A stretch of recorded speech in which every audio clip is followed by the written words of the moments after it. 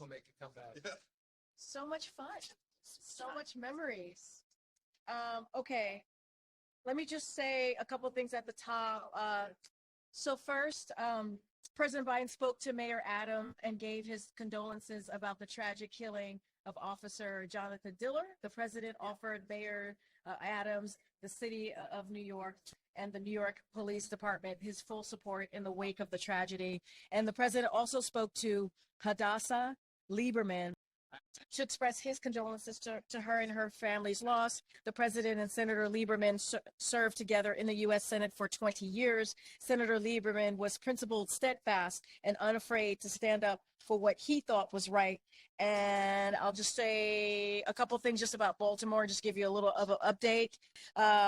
President Biden continues to lead an all of government response to the tragic collapse of the Francis Scott Key Bridge. Yesterday, he met with Secretary Buttigieg, the DOD Transportation Secretary, and the Coast Guard Vice Admiral Gautier in the Oval Office. He also spoke to Governor Moore, General Spellman from the Army Corps of Engineers. As you heard the president say on Tuesday, his administration will move heaven and earth to reopen the port and rebuild the bridge as soon as humanely possible.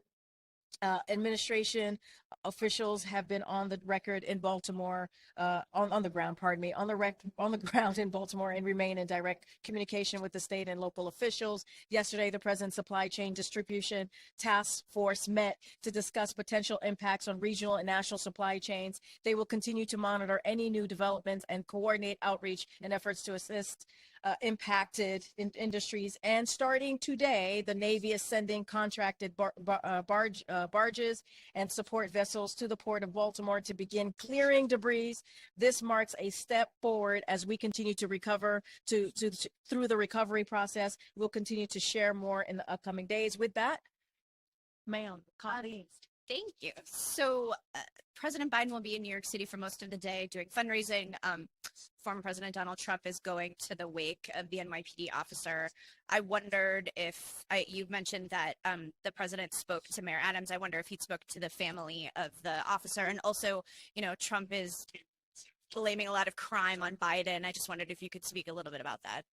So I don't have any private communications to share at this time. Our hearts go out, obviously, to the officer's family and the broader NYPD family who have tragically lost one of their own. The president grieves for them and honors their sacrifice. Look, the president has stood with law enforcement his entire career and continues to stand with them as they put their lives on the line for their communities. Under his leadership, we'll continue to support police officers and ensure that they have resources they need to continue to do the work, the all-important work that they have to do on behalf of the community. Look, violent crime, and I'm just going to be really clear about here. I'm going to be careful about saying anything about 2024, but violent crime surged under the previous administration, which repeatedly attempted to cut the COPS program. All of their budgets targeted that key funding for the police, and congressional Republicans just proposed doing it again. So this is a Biden-Harris administration have done the polar opposite, taking decisive action from the very beginning to fund the police and achieving a historic reduction in crime under his leadership. And so we're going to continue to do that.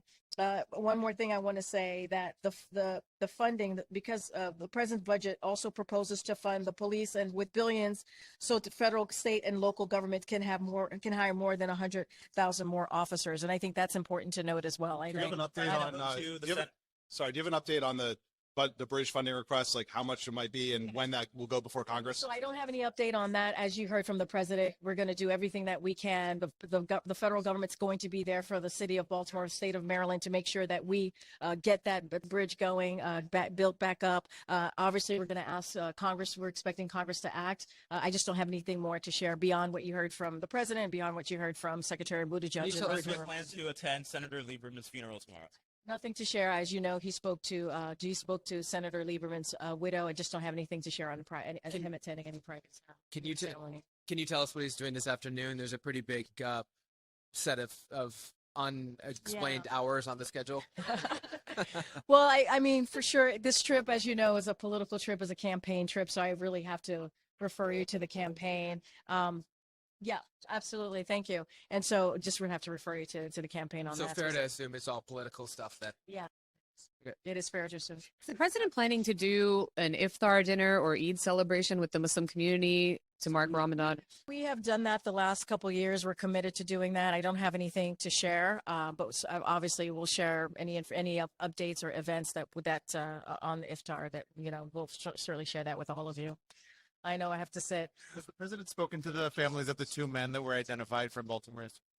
No problem. I don't have any calls to read out to you. Obviously, you know that Tom Perez was there in Baltimore yesterday, and as he said in his press conference, he met with the family, some of the families. Okay, thanks everybody. We got to sit.